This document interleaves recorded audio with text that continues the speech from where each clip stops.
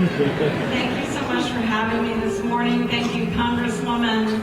It's such a privilege to stand here before you today, and I truly do give the glory and honor to God that I'm on the privileged journey that I am on right now. And I want you to know a little bit about me so you'll understand why this journey, why this job matters so very much to me. Like probably many people here in this congregation, I was raised by a single mom, and my mom only had the privilege of a 9th grade education. And when I was a teenager, I became a mom, and a single mom not very long after that. And I thought my life was destined to relive the same struggles that I watched my mother live.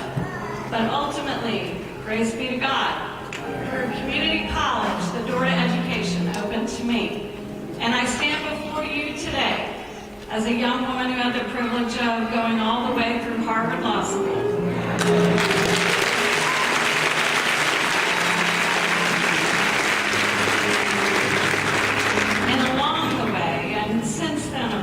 There are difficulties in that journey, difficulties that all of us face every single day, the struggles and the challenges, no matter who we are.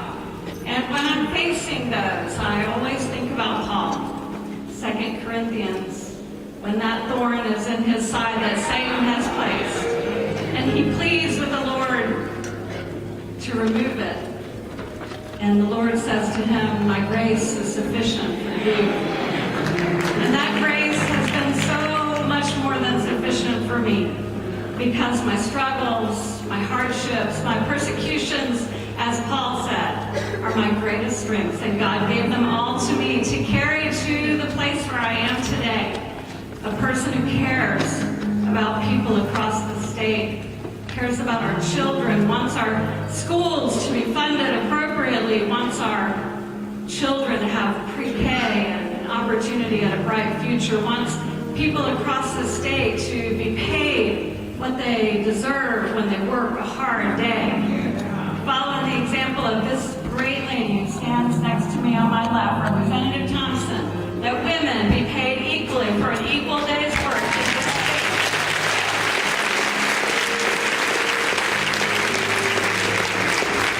And of course that people's voices matter, that they should be counted at the ballot box, and that efforts to suppress that voice should be overturned. These are the efforts that will be a part of this journey.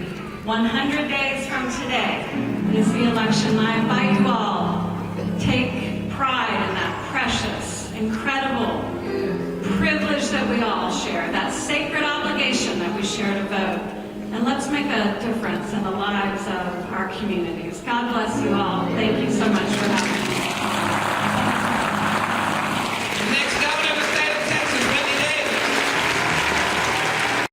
Now, we don't endorse candidates, but I am from Luke Baptist Church. My pastor is William Alexander Lawson. So I am so encouraged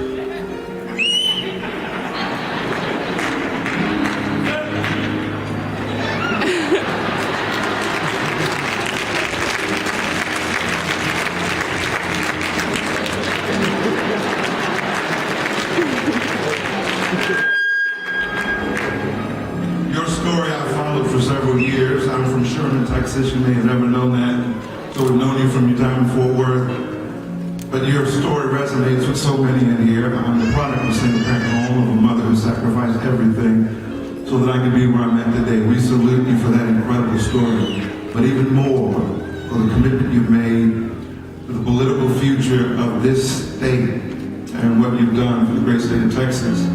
So I thank God that in just a few moments, God's going to do something pretty amazing with this Wendy Davis in the state of Texas.